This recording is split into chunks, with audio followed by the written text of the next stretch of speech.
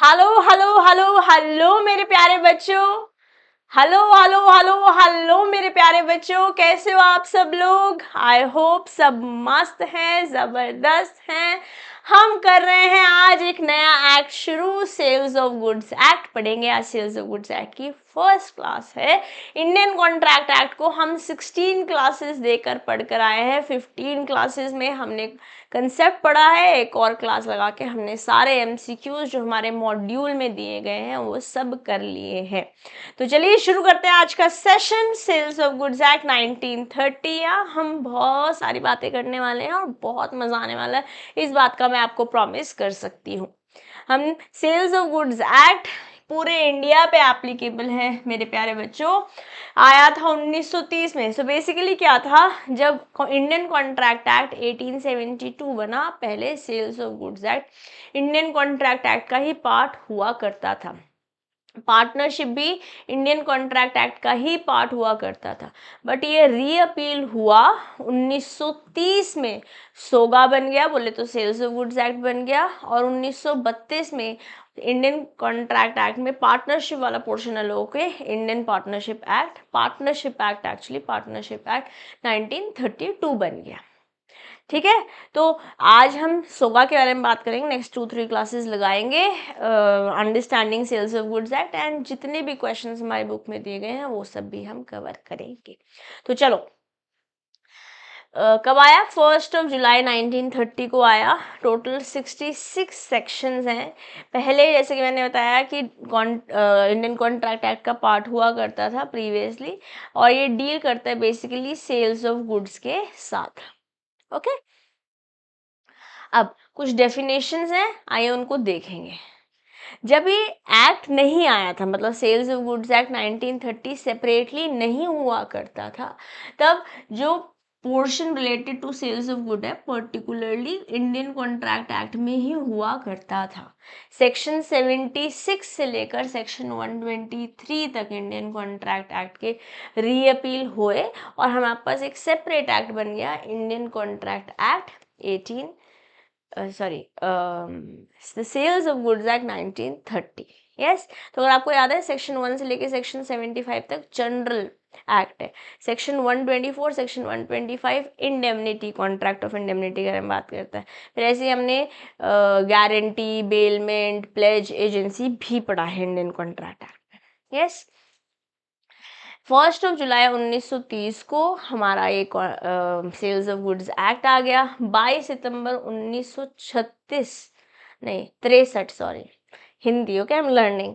1963 the word Indian was remove. पहले Indian sales of goods act हुआ करता था और 1963 में इंडियन वर्ड हट गया, इट वॉज रिमूव्ड। अब ये डेट्स हमें लर्न करने की पूरी कोशिश करनी है।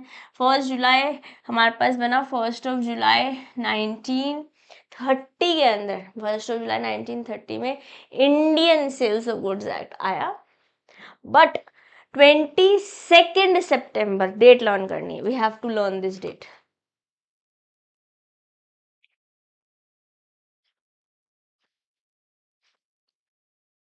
ओके, 1963 के अंदर सिर्फ ये सेल्स ऑफ गुड्स एक्ट बन गया।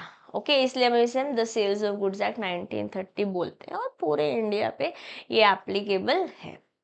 ओके, एग्जाम्पल लेते हैं। अब नई नई सीरीज सीजन 4 आ गया है, तो अब इसका एग्जाम्पल लेना तो बनता है ना, है ना। ये है एमिली इन पेरिस वाली एमिली। ओके, एमिली ने एक डिजाइनर हैंडबैग लिया है फ्रॉम अ पर्शियन बुटीक। ये हैंडबैग बना लेते हैं, ये हैंडबैग। ओके, कोई बात नहीं, मान लो हैंडबैग है। ओके जी, अब कितने में लिया? 1000।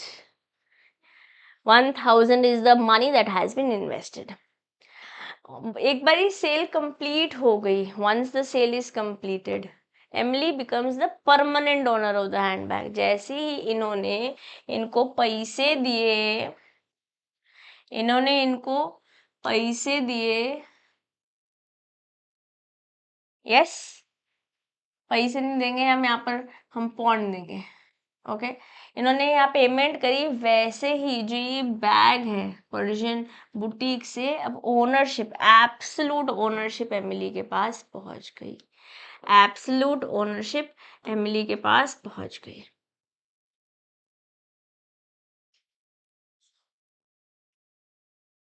Okay, she becomes the permanent owner unless she sells it further or gives it to somebody else.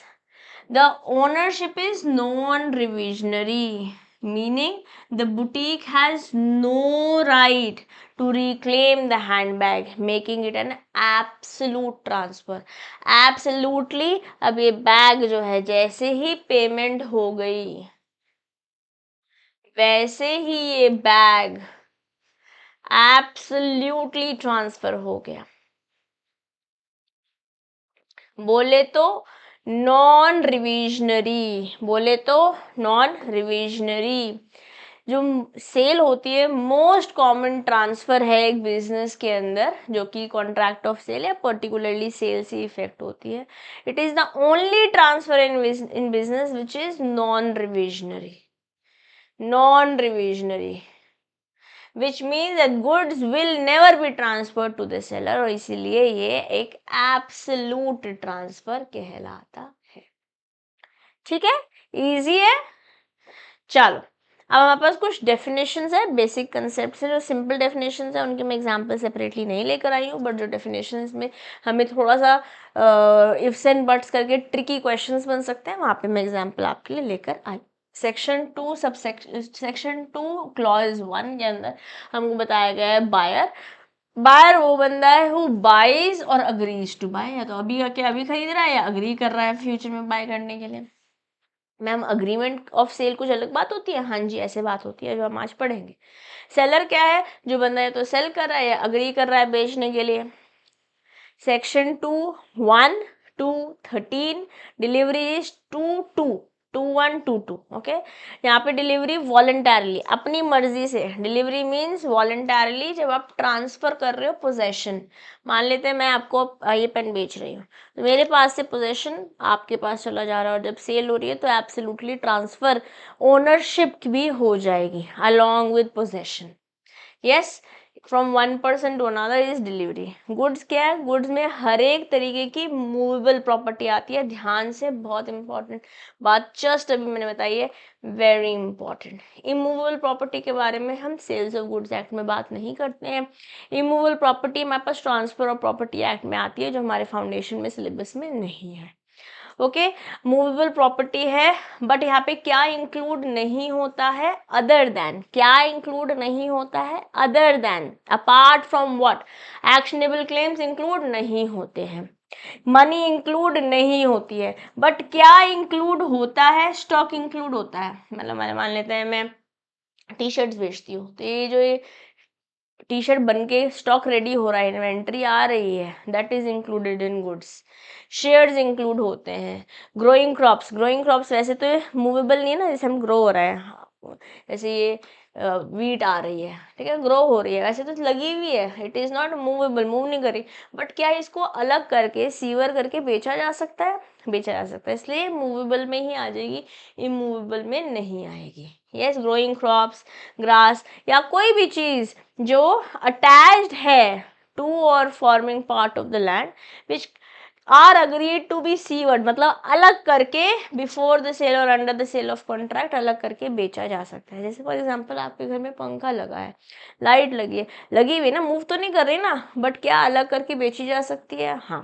तो ये एक मूवेबल प्रॉपर्टी है, मूवेबल गुड है, इसलिए गुड में ही आ जाता है। इमूवेबल प्रॉपर्टी के बारे में हम यहाँ पर बात नहीं करते हैं। लैंड, बिल्डिंग, कोई ऐसी मशीनरी जो नो मूव ही नहीं कर सकती है, लेट्स से बनी ही दीवार के साथ है, जमीन के अंदर है, that will come under immovable property. या मनी क्या है, मनी में आपकी करंट मनी आ जाती है, जैसे हमारा अभी रुपये में 500 का नोट है, बट 1000 का नोट नहीं है, या फ्यूचर में अगर जब जोन सी मनी आ जाएगी वो इंक्लूड हो जाएगी मनी के अंदर। And it includes rare and old coins, rare और ओल्ड कॉइन्स भी इंक्लूड होते हैं। अगर मैं आपका पेपर बना रही हूँ तो मैं यहाँ से भी आपके लिए डेफिनेटली क्वेश्चंस लेकर आ सकती हूँ। तो पेपर कोई भी बना सकता है, इसलिए हर एक एंगल से हमें कंसेप्चुअली अपने आप को रेडी करना है।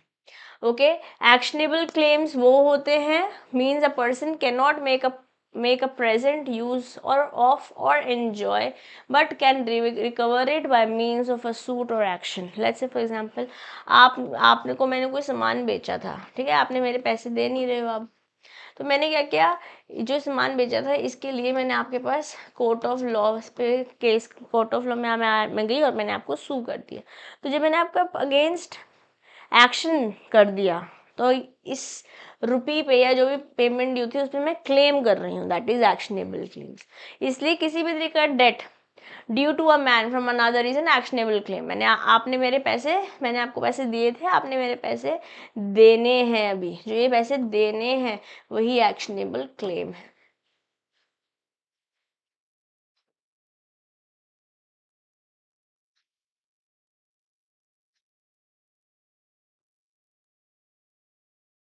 Okay, and can not be sold as goods although it can be assign. इसे असाइन तो किया जा सकता है, इसे असाइन तो किया जा सकता है, बट इसे गुड्स जैसे बेचा नहीं जा सकता। तो हमने क्या बोला था, ना तो एक्शनेबल क्लेम्स ना तो मनी सोगा में आती है, ना तो एक्शनेबल क्लेम्स ना तो मनी सोगा में आती है। पैसे है जो मूव हो सकते हैं ना, है तो मूवेबल प्रॉपर्टी, बट गुड में नहीं आएगी under section 2 clause 7 of sales of goods act 1930।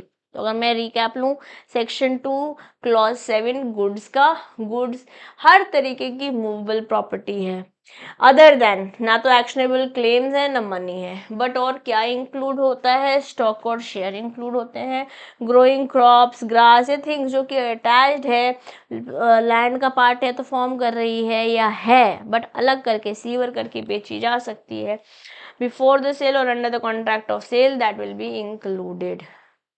Yes, section 2 clause 7 of sales of goods act 1930। Okay, yes मेरे प्यारे बच्चों, समझ में आ रहा है ना? आ रहा है मैम, आ रहा है। चलिए सेक्शन 2 क्लॉज 4 देखें, document of title of good. Document of title of good में आपके bill of lading, dock warrants, warehouse keeper certificate, wharfinger certificate, railway receipt, warrant या कोई भी order for delivery of goods and any other document use in ordinary course of business has a proof of possession of goods of goods as a proof, as a proof of the possession or control of the good। जैसे मान लेते हैं अभी ये pen है, ये मेरे possession में है, ये मेरे कंट्रोल में है, इसका प्रूफ जब मैंने खरीदा होगा एक बिल आया होगा, वो बिल जो है वो document of title of good है। या फिर जैसे मान लेते हैं मेरे पापा ने का बिजनेस है रुड़की में, सदर से उन्होंने सामान मंगाया दिल्ली, जब सामान मंगाया तो रास्ते में ट्रांसपोर्ट से आ रहा है, बट उसकी रिसीट मेरे पापा के पास है, पेमेंट ऑलरेडी लेट से हो चुकी है, रिसीट है, अभी सामान पहुंचने में लेट से 2-3 डेज लगने वाले हैं, बट उनके पास अभी गुड्स पहुंचे नहीं है, पहुंचने वाले हैं, बट कहीं ना कहीं प्रूफ है ये कि पहुंचेंगे और ऑनरशिप ही नहीं की है, तो that will also be known as document of title of good. Control है बेसिकली उनका इस गुड्स पे। अगर रास्ते में से ही फ़ोन आया कि मुजफ्फरनगर में किसी डीलर का, व्यापारी का फ़ोन आया कि मुझे बंडल चाहिए, इतने उतने बंडल पापा ने रास्ते में ट्रांसपोर्ट से रुकवाए और भिजवा दिए, लेट्स से प्राइवेट ट्रांसपोर्ट के through, let's say for example.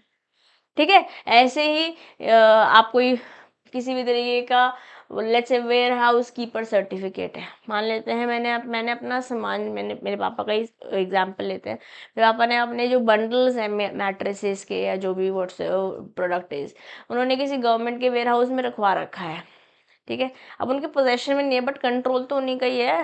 Ware house का सर्टिफिकेट जो है ओनरशिप किसकी बता रहा है, मेरे पापा की बता रहा है, तो वही document of title of good भी कहलाएगा।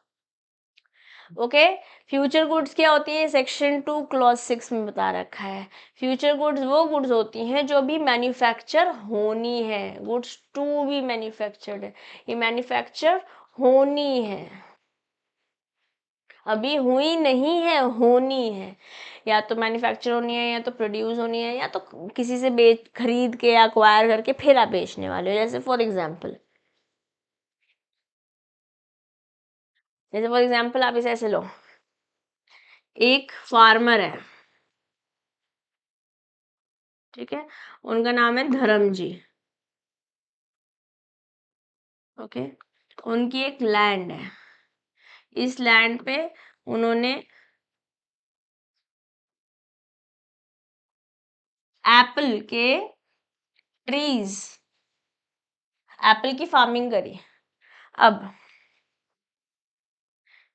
एक बंदे हैं, उनका नाम है, ही इज द परचेजर और buyer, let's say for example,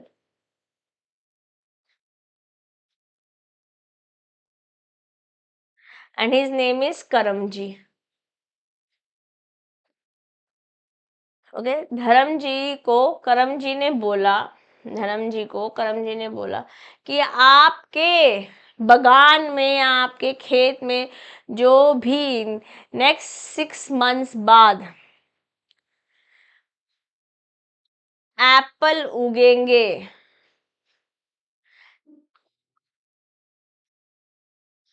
वो मैं खरीदना चाहता हूँ।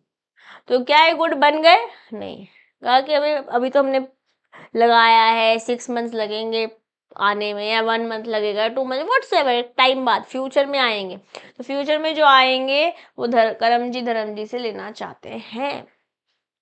ठीक है, तो ये गुड्स फ्यूचर में आएंगी या बनेंगी या मैन्युफैक्चर होंगी, वही फ्यूचर गुड्स कहलाएंगी। सिंपल।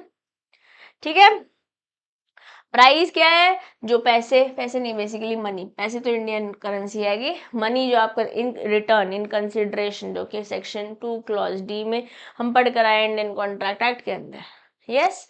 प्रॉपर्टी क्या है? प्रॉपर्टी में आपकी जनरल प्रॉपर्टी भी आ जाती है, और जनरल प्रॉपर्टी इन गुड्स तो आती है basically, sorry, property means general property in goods and not merely a special property. Special property भी आती है, जनरल प्रॉपर्टी भी आती है। लेट्स से कबीर सिंह की बुलेट तो आ ही रही है जो कि स्पेशल है, बट उसी के साथ साथ जो भी अलग अलग तरीके के व्हीकल है, लेट्स से आपकी दुकान है और आप, या कबीर सिंह बाइक वाले हैं, कबीर सिंह बाइक वाले, वो ये स्पेसिफिक गुड तो बेच ही रहे हैं। ठीक है, बट उसके साथ बाकी कुछ second hand scooters, bikes etcetera ये बेचते हैं, तो जनरल प्रॉपर्टी भी आ जाती है। ओके, स्पेसिफिक गुड क्या है? जो आइडेंटिफाई होगी। फ्यूचर गुड में तो हमने बताया कि फ्यूचर में बनेगी, फ्यूचर में मैन्युफैक्चर होगी, फ्यूचर में हम लेके लेट से बेचने वाले हैं। स्पेसिफिक गुड क्या है? जो गुड आपने आइडेंटिफाई कर लिए, जिसपे अग्री कर लिया गया है at a time of contract when the sale is contract of sale is made। जैसे फॉर एग्जांपल, एमिली ने जब विजिट किया पर्शियन बुटीक, उसने एक सिलेक्ट कर लिया, ये पर्टिकुलर पिंक कलर का बैग,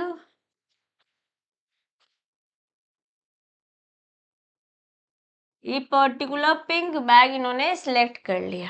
ठीक है, she and the boutique owner agree on the sale of that exact bag. जो यहाँ पे लेट्स से जो भी बुटीक ओनर है, पर्शियन बुटीक ओनर है, उन्होंने अग्री करा है एग्जैक्टली उसी बैग के लिए। दिस हैंड बैग, जो ये पर्टिकुलर हैंडबैग है ना, जो ये पर्टिकुलर हैंडबैग है, यही स्पेसिफिक गुड है, क्योंकि ये आइडेंटिफाई कर ली गई थी, अग्री कर ली गई थी दोनों पार्टीज द्वारा, जब कॉन्ट्रैक्ट ऑफ सेल हो रहा है, जब कॉन्ट्रैक्ट ऑफ सेल हो रहा है। Am I clear to everybody? Are we good मेरे प्यारे बच्चों? हमने यही एग्जाम्पल यहाँ लिया था, यही कहानी अब हम आगे लेकर चल रहे हैं।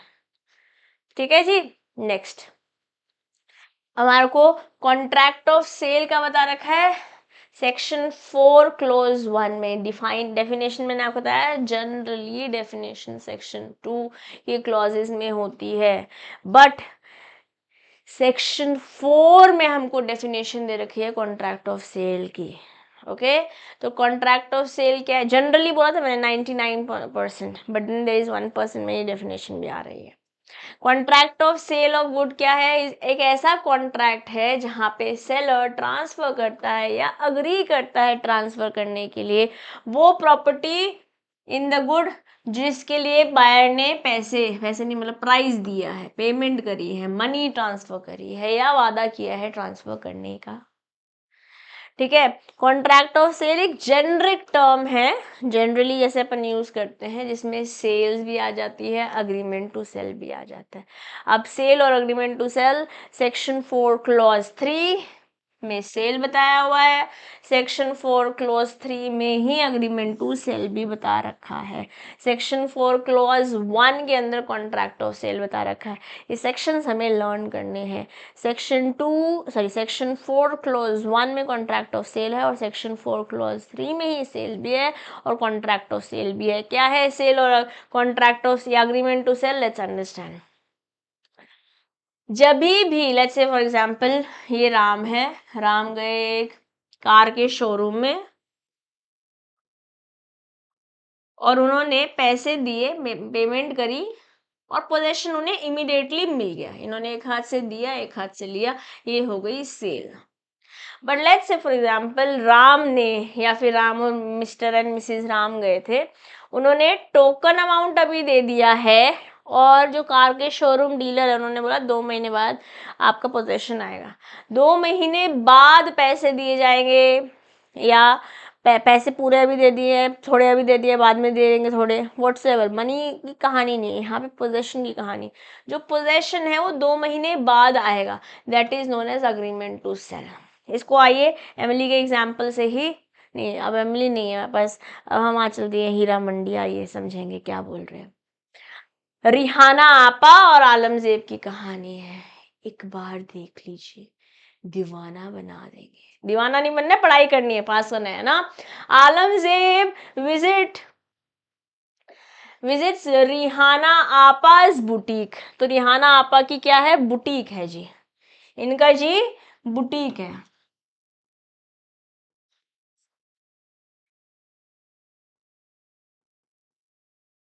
ओके, कहां पर? हीरा मंडी में।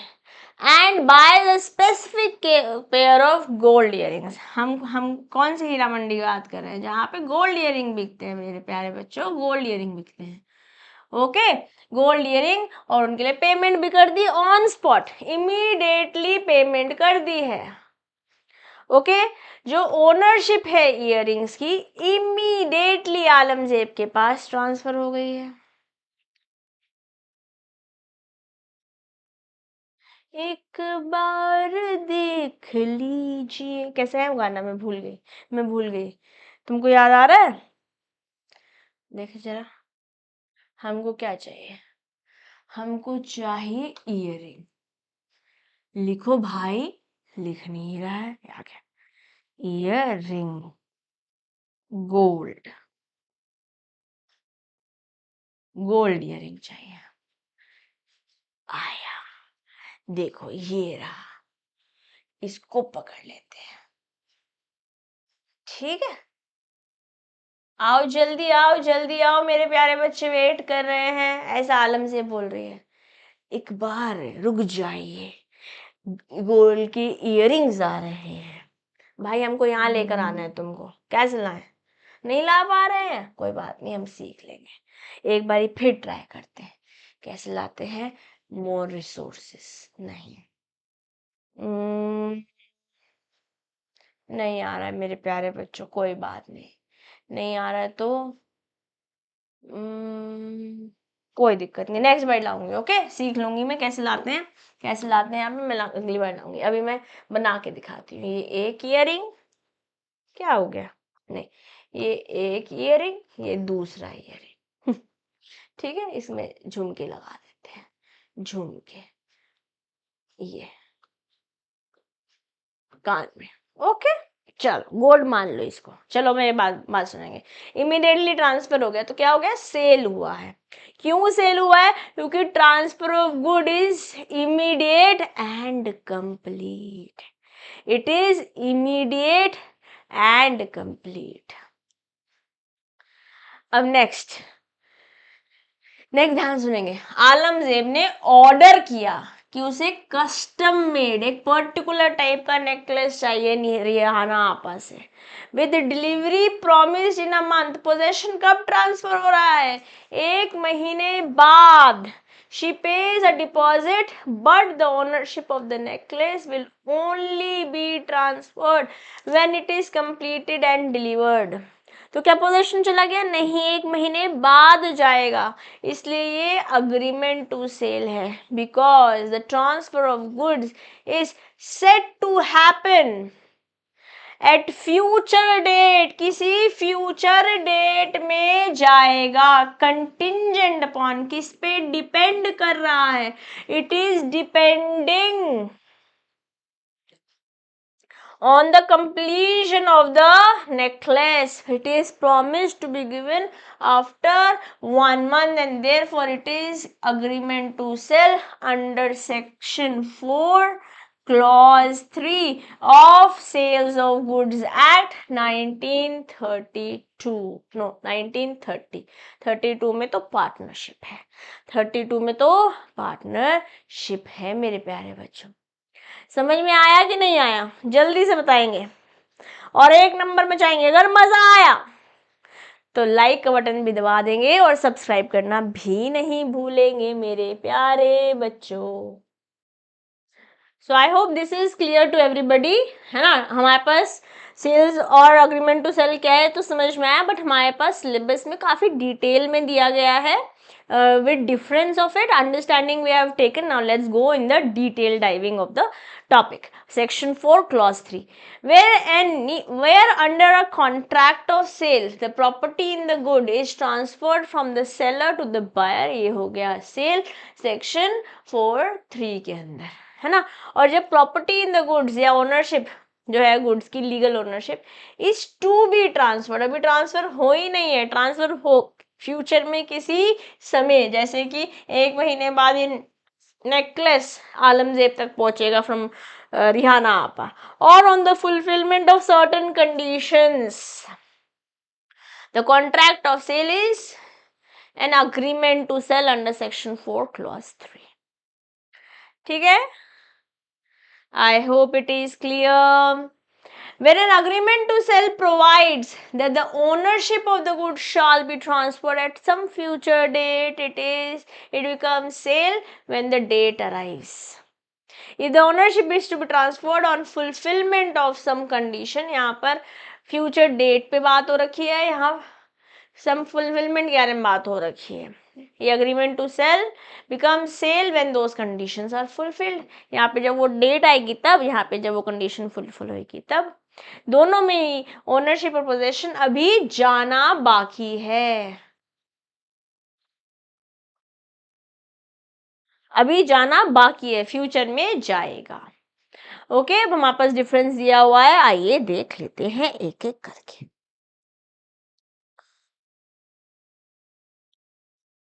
एक एक करके देख लेते हैं।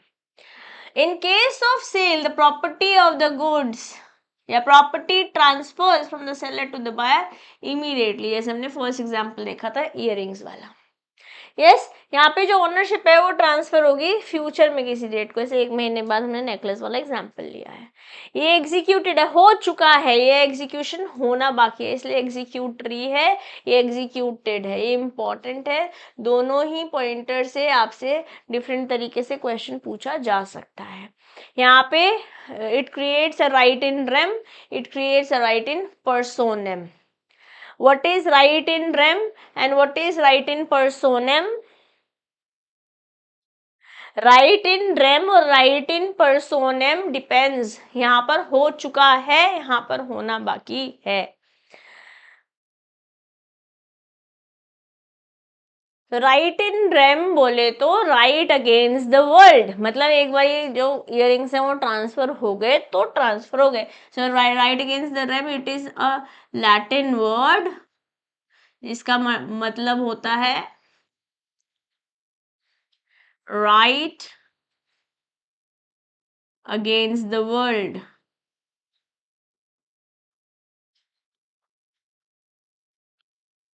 ओके। और राइट इन पर्सोनम भी लैटिन वर्ड ही है, बट इसका मतलब होता है right against that particular person.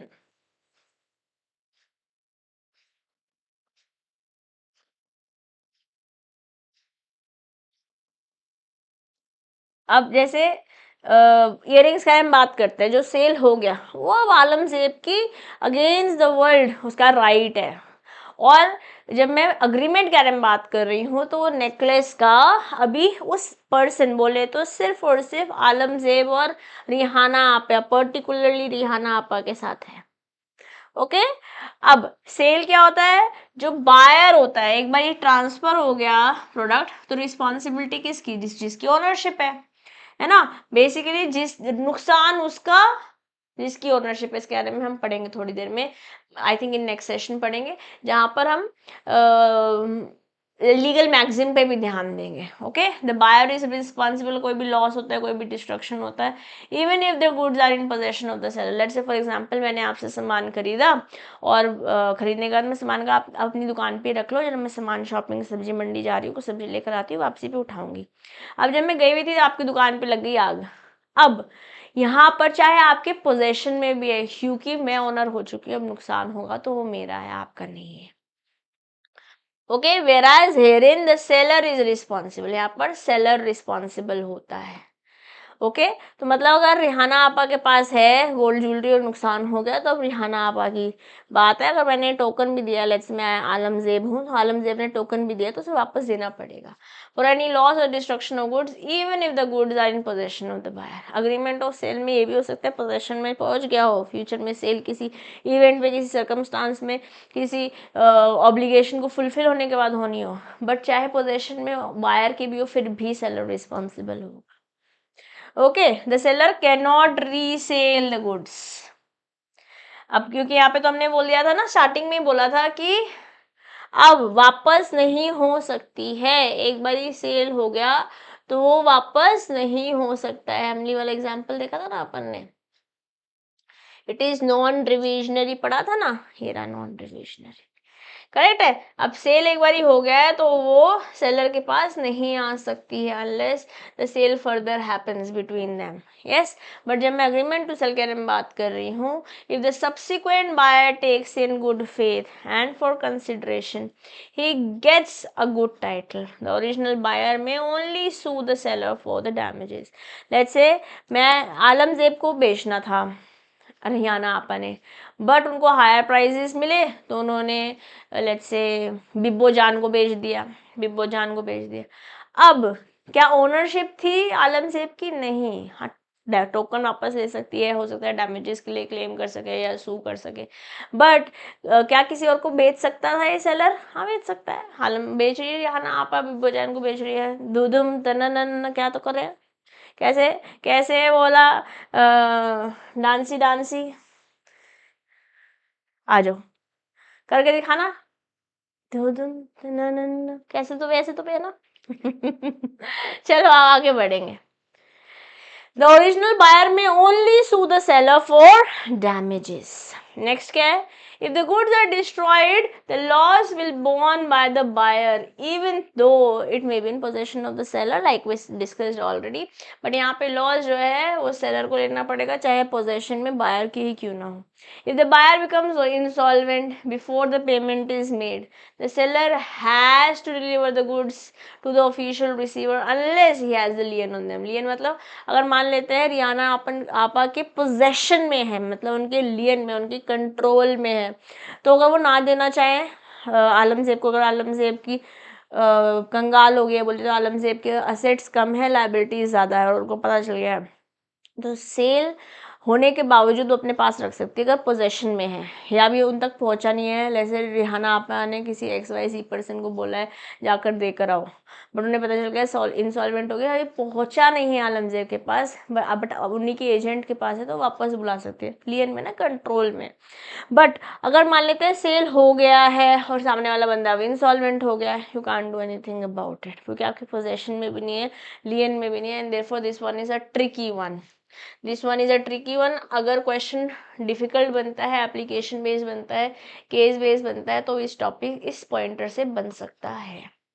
ठीक है। बट जब मैं बात करती हूँ अग्रीमेंट टू सेल की, the loss will be borne by the seller, चाहे पोजेशन बायर के पास ही क्यों ना हो। किसका लॉस है? सेलर का। यहाँ पे बायर का ही लॉस है।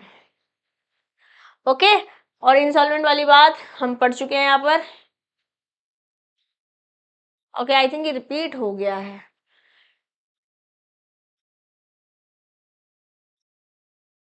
यहाँ पर बिफोर द पेमेंट था, यहाँ आफ्टर द पेमेंट बात कर रहे हैं। The buyer can claim the goods from the official receiver. यहाँ पर तो पेमेंट भी नहीं हुई थी, यहाँ पर तो पेमेंट हो चुकी है। पेमेंट हो चुकी है, द बायर कैन क्लेम, क्योंकि अब इंस्टॉलमेंट हो भी गया है तो क्या, मैं तो पैसे दे चुकी हूँ ना।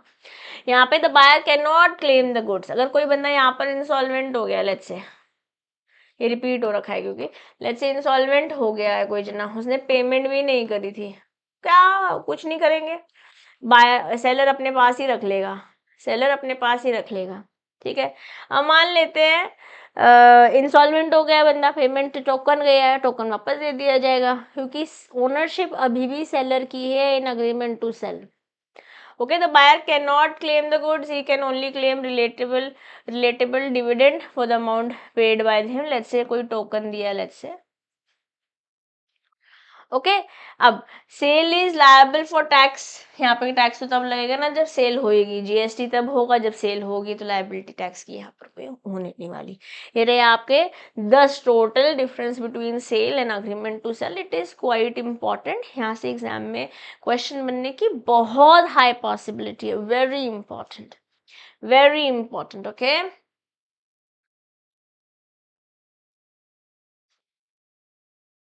चलो अब आगे बढ़े। अब गुड्स, जो टर्म गुड है वो डिफाइन हो रखी है सेक्शन 2(7) के अंदर, और ये 3 तरीके की हो सकती है, जिसमें हम फ्यूचर गुड ऑलरेडी पढ़ चुके हैं, स्पेसिफिक गुड के बारे में भी देखा है, बट अब टाइप्स पढ़नी है, इंपॉर्टेंट है, ये देखेंगे। मान लेते हैं where the trees are were sold, that they were to be cut and separated from the land and taken away by the buyer. The contract was for sale of trees, क्योंकि movable good है, sewer करके बेचा जा सकता है। जैसे मान लेते हैं चिकन है ना, या काव है, या हॉर्स है, या ये एग्स हैं, या ये प्लांट्स हैं, इनको अलग करके बेचा जा सकता है। इस सब के सब गुड्स हैं। All of these are goods under section 2(7) clause 7। ठीक है, सेक्शन 2 को सब सेक्शन 7 बोल दो, क्लॉज 7 बोल दो। हमारे पास टाइप्स ऑफ गुड्स क्या है? Existing goods, future goods, contingent goods. Existing goods में specific, ascertained and unascertained. Specific में हम ऑलरेडी पिंक बैग एमिली का एग्जाम्पल ले चुके हैं, लिया था ना अपन ने example. Goods owned and possessed by the seller at the time of making of the contract are sales of contract of sale are called existing good। जैसे हमने एमिली का एग्जाम्पल लिया था, है ना, एमिली ने एक specific pink bag, ma'am orange bag लग रहा है, अरे कोई बात नहीं, कोई दिक्कत नहीं है, लो ट्राई करते हैं। नो, नहीं हो पा रहा, नहीं हो पा रहा, चलो कोई बात नहीं। तो यहाँ पर क्या हो रहा है? Sometimes the seller may be in possession but may not be the owner of the goods. ऐसे भी हो सकता है, ऐसे मर्केंटाइल एजेंट। मैम इसका एग्जांपल दीजिए, ये एग्जांपल देखेंगे। जैसे मान लेते हैं Rachel and Monica. Rachel Greens, I'll be there for you। Rachel ने मोनिका की शॉप पे एंटर किया, ठीक है, मोनिका की शॉप है, and sees a beautiful silk scarf. Display में देखा एक सुंदर सा प्यारा सा स्कार्फ था। अब मेरे पास सिल्क का स्कार्फ नहीं है, इसको पकड़ लेते हैं, इसका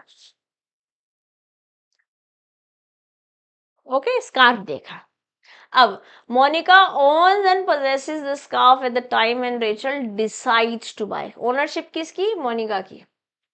Since the scarf is already owned and held by Monica at the time of the sale, ये existing good है।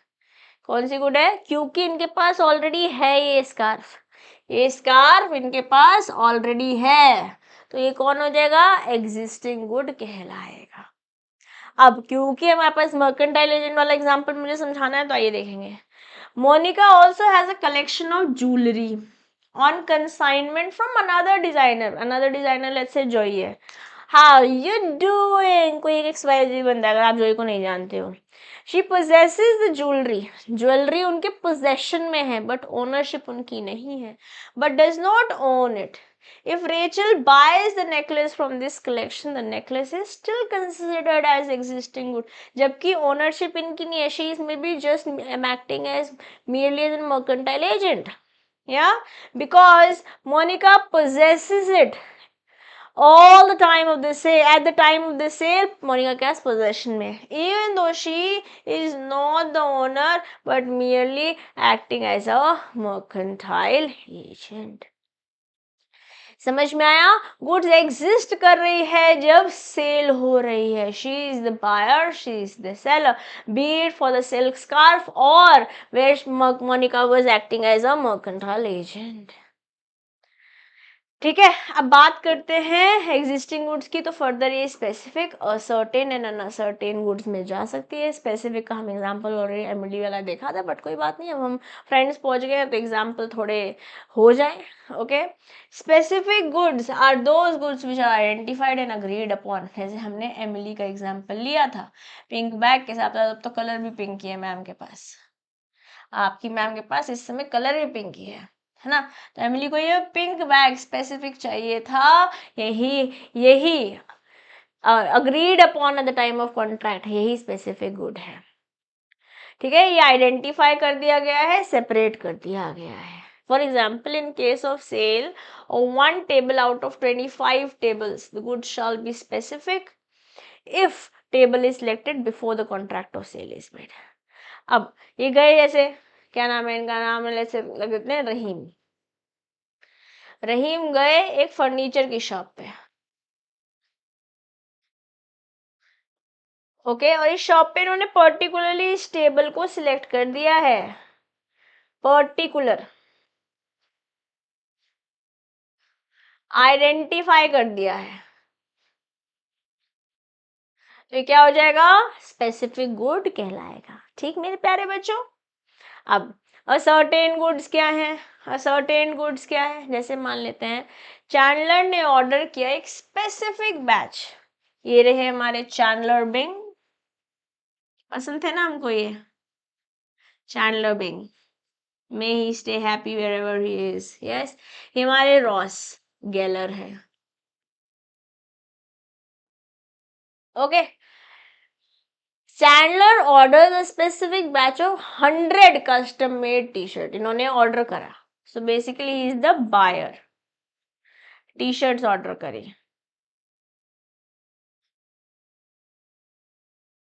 T-shirts and let's say. Okay. From apparels, Ross's apparels business. At the time of the contract, the exact t-shirts are not yet identified. क्या certain हो गई, क्या specific हो गई? Actually बताइए, क्या स्पेसिफिक बता दिया, आइडेंटिफाई कर दी, यही टी शर्ट चाहिए, यही वाली नहीं. अभी स्पेसिफिक टी शर्ट्स आइडेंटिफाई नहीं हुए. There are part of larger production run. एक बारी टी शर्ट प्रोड्यूस हो गई, रॉस ने उन्हें सेपरेट कर दिया. The specific 100 T shirts according to Chandler specification sets them aside. मान लेते हैं उन्होंने को बताया कि मैं 100 टी शर्ट चाहिए, यहाँ पे बटन होने चाहिए, एकदम प्लेन होनी चाहिए, सॉलिड चाहिए, व्हाट्सएवर. वो एक बड़े बैच में से ये 100 जो है अलग कर दी गई, असर्टेन कर दी गई, बता दिया गया ये तो चैंडलर बिंग के लिए बनाई गई है. These t-shirts become ascertained goods once they are specifically identified and allocated to Chandler as per the terms of the agreement. ठीक है, अब यही अगर अनअसर्टेन देखना होता, लेट्स से यही हमें अनअसर्टेन देखना होता.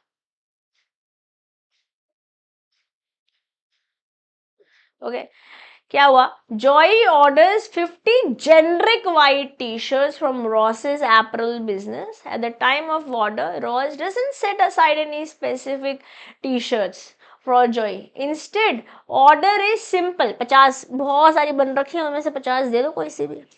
क्या सर्टेन करी, अलग करी रॉस ने? नहीं. अगर अलग कर दी होती, स्पेसिफाई करके आइडेंटिफाई करके सेपरेट कर दी होती, तो ये बन जाती असर्टेन्ड. कौन कर रहा है? सेलर कर रहा है. अब जब नहीं कर रहा है, पूरा लॉट में से कोई सी भी दे दी जा रही है, स्पेसिफिकली बायर को कुछ स्पेसिफिकली नहीं है, तो ये अनसर्टेन हो जाएगी। ओके, अभी गोइंग बैक टू असर्टेन, अब इस असर्टेन में भी अपोर्शनड गुड एग्जाम्पल लेंगे। अपोर्शनड और अनअपोर्शनड क्या है ये? Chandler orders 100 t-shirts from a bulk shipment of 1000 t-shirts that Ross has received. Ross से select and separated 100 t-shirts specifically कि ये 100 t-shirts जो है ना, ये 100 t-shirts Chandler की है, making these apportioned goods. Even though all the t-shirts are the same, the specific 100 t-shirts, बनाई t-shirt उसको रस्सी में बांध दिया, ठीक है? For Chandler and are now ascertained and allocated. Unapportioned क्या होगा? If Ross and Chandler agree, the Chandler can come to Ross's warehouse and pick out his 100 t-shirts. क्या स्पेसिफिकली असर्टेन करी रॉस ने? नहीं, बट बोला क्या जो ले लो, जो चाहिए ले लो, या आप गए किसी ठेली पर का जो चाहिए वो वाले टमाटर उठा के दे दो। The t-shirts Chandler selects would be unapportioned goods until they are specifically picked out and separated. Once Chandler picks them, they become ascertained. ठीक है, तुम क्या बोल रहे हैं?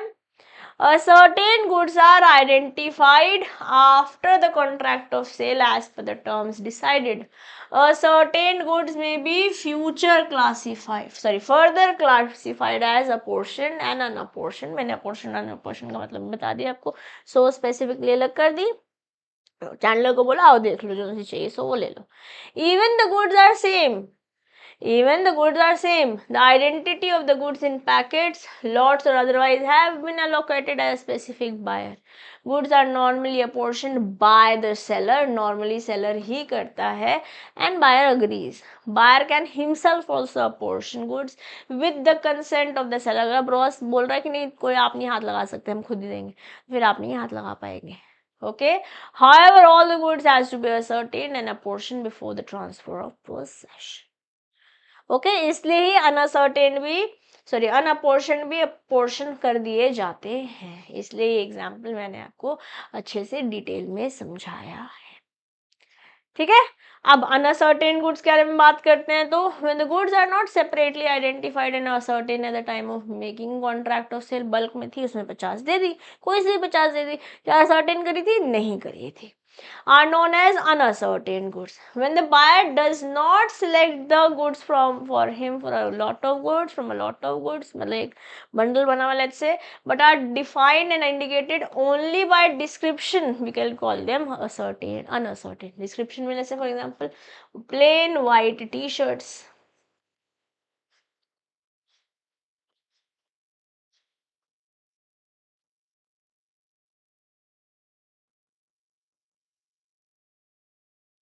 ठीक है, जैसे मान लेते हैं sale of 25 chairs for an office out of 200, a lot of 200 such chairs of the same design and quantity. The goods are uncertain till the 25 particular chairs are selected.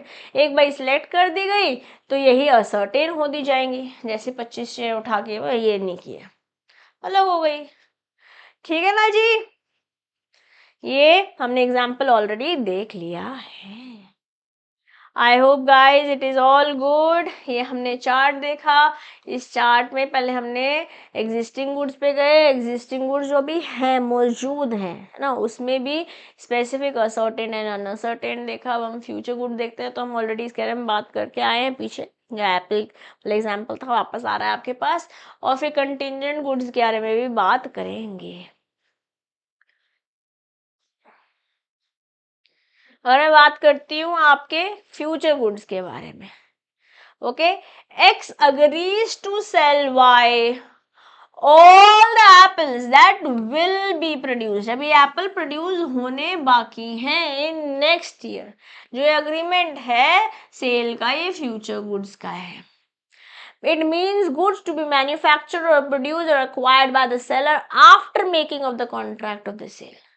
अभी कॉन्ट्रैक्ट ऑफ सेल होगा, उसके बाद production चालू होगा, manufacturing चालू होगी, या जैसे यहाँ पर in this case of farming, यहाँ पे वो भी उगने बाकी है।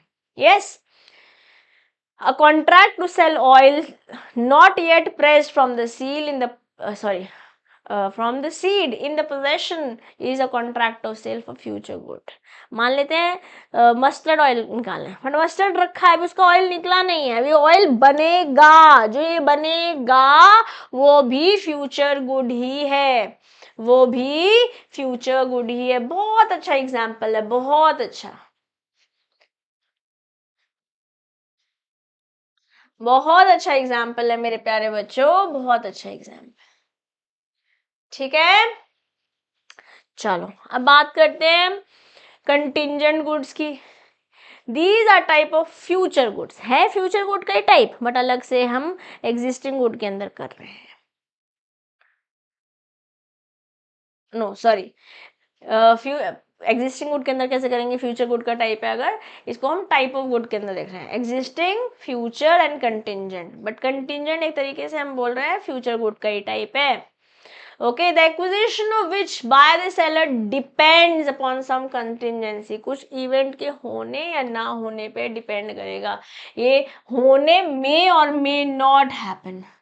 Goods which might be expected to come into existence, जो गुड्स आएंगे, जब आएंगे गुड्स आएंगे तब दे देंगे, ठीक है, कोई फ्यूचर में क्रॉप्स बन जाएंगे, कोई एग्स आ जाएंगे, such give contract gives no right of action, जब बनेंगे तब देंगे, बनेंगे तो, ठीक है, of the action if the contingency does not happen. However all goods has to be ascertained and apportioned before the transfer of possession, ये तो हम ऑलरेडी पढ़ चुके हैं, अब हम जल्दी हैं। तारक मेहता का उल्टा चश्मा, जेठालाल ने अग्री किया to sell a set of imported gadgets to Bapuji. Expected, अभी आ गए क्या इंपोर्टेड गैजेट्स, नहीं अभी आने बाकी हैं, ये गुड्स अभी आने बाकी हैं। Give me a moment, screen पे मुझे कुछ दिख रहा है,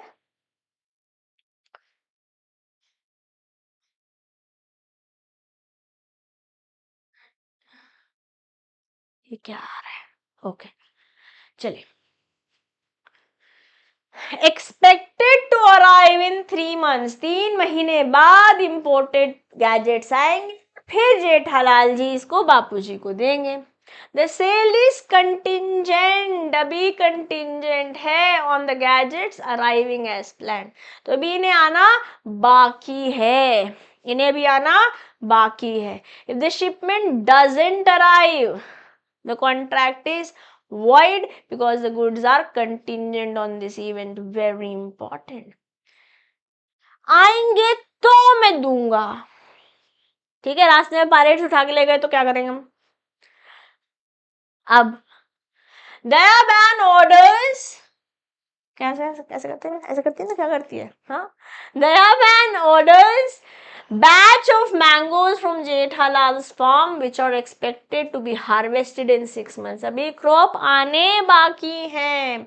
The sale is contingent on the crop being successfully grown, मान लेते हैं मैंगो का जो हमारी खेती थी वही खराब हो गई, फिर क्या करेंगे। If the crop fails, the contract cannot be fulfilled and yet again it is void. It is a void contract. If you remember first second session of Indian contract act, वहां पर अभी चाय की टपरी हमने एग्जाम्पल लिया था वहां पे, है ना, शाहरुख खान पठान और दीपिका पादुकोण का एग्जाम्पल लिया था वहां पे, यहाँ पे हम दया बहन और जेठालाल पहुंच गए हैं, तारक मेहता का उल्टा चश्मा, ठीक है, अभी प्रोडक्ट बनना है। एक और एग्जाम्पल लेते हैं, जेठालाल agrees to sell दया बहन 50 eggs from his poultry which are expected to be laid next month, अभी आए नहीं है वो एग, अभी आने बाकी है। if the sale is contingent on the chickens laying the eggs, if the chickens do not lay enough eggs, the contract is void। am I clear, are we good, प्यारे प्यारे बच्चों, टाइप्स ऑफ गुड्स देखे, existing देखे, future देखे, contingent देखे। Existing के अंदर specific देखा, असर्टेन देखा, अनअसर्टेन देखा, अब असर्टेन में भी अपोर्शन और अनअपोर्शन देखा। रॉस और हमने सारा फ्रेंड्स के एग्जांपल लिए थे एग्जिस्टिंग वालों में, ठीक है। I hope guys this is all good, this is all fantastic, ठीक है, तो अभी क्या करते हैं, इस सेशन को हम यहीं पे रोकते हैं, क्योंकि जो मैं डॉक्ट्राइन ऑफ केविएट एम्प्टर या फिर let the buyer be aware पढ़ाने वाली हूँ, ये थोड़ा सा टेक्निकल है। ठीक है, मज़ा तो आपको इसमें भी बहुत आएगा और मैं बहुत अच्छे अच्छे एग्जांपल्स आपके लिए यहाँ पर भी लेकर आई हूँ, बट क्योंकि छोटा सा ही है, ज़्यादा समय लगेगा भी नहीं, हम नेक्स्ट टॉपिक में पढ़ेंगे, बट अभी के लिए हमने काफ़ी पढ़ लिया। Let's process this information and then will move forward. हम इस चैप्टर को लगभग 4 to 5 सेशंस देंगे और सेल्स ऑफ गुड्स एक्ट हो जाएगा। ठीक है, अभी लेते हैं आपसे अलविदा। I hope you had a great time learning and understanding. I suggest you to take a copy, या फिर आज आप कमेंट बॉक्स में सारे सेक्शंस डेफिनेशन के, ठीक है, सेक्शन 2 के अंदर जो भी डेफिनेशन दे रखे हैं, सेक्शन 4, 4.1, 4.3 नहीं भी करोगे तो चलेगा, बट जो स्टार्टिंग में सेक्शन 2 से हमारे को डेफिनेशंस दे रखी हैं, है ना, ये आपको मैं सजेस्ट करूंगी, इनके नेम्स आपको पता होना चाहिए, starting from buyer. Section 2.1, 2.2 delivery, 2.13 seller है, 7 गुड्स है, 2.7 इज वेरी इंपॉर्टेंट।